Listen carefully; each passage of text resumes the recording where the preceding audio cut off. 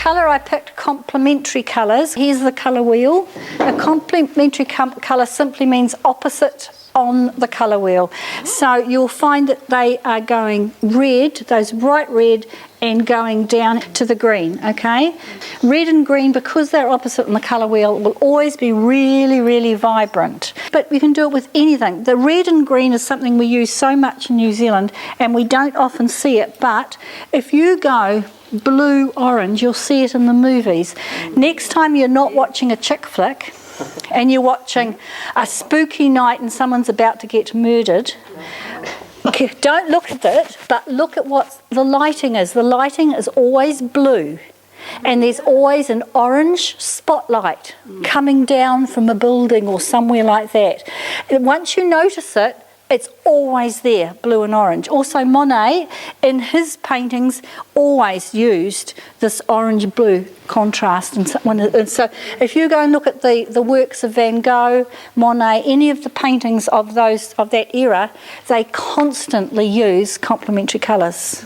If you want something that's less vibrant and more hot, happy, party, use this side of your colour wheel, because those are the happy colours, so that if you are planning an event for an enormously interesting, everybody's going to be dancing and discoing, go that side.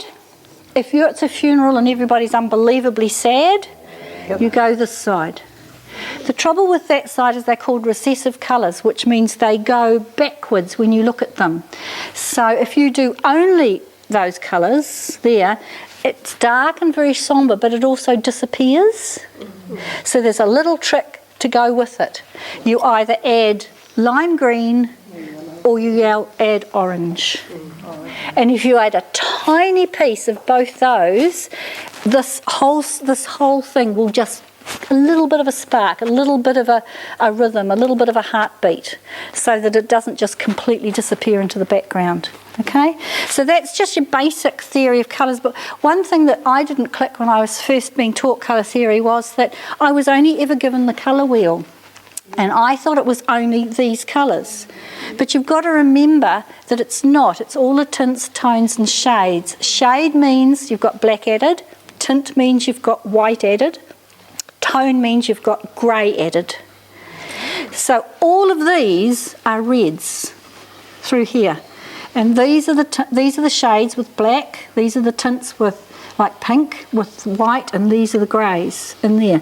So don't use pure hues, you can use any part of that red if you want complementary that can go with any part of those greens, and it will still work. That's how we are taught the colour wheel for paint, but this is the real colour wheel here. This is nature's prism colour wheel. So when people say you've got to have a blue-green, it's not blue-green there, it's sort of in this area, okay?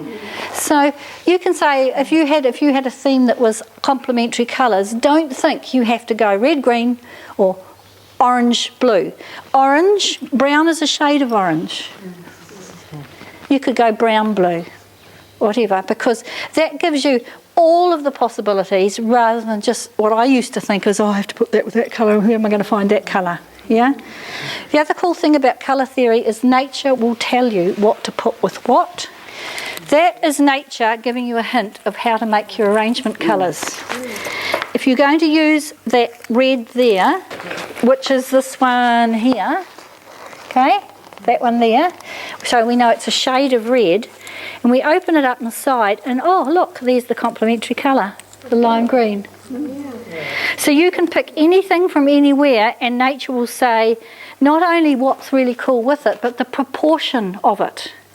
Which means the nature's going to say, I'm going to take heaps and heaps of the red and a shade of red, that one there, which is here, there it is, and just a touch of lime green, and it will look really, really cool.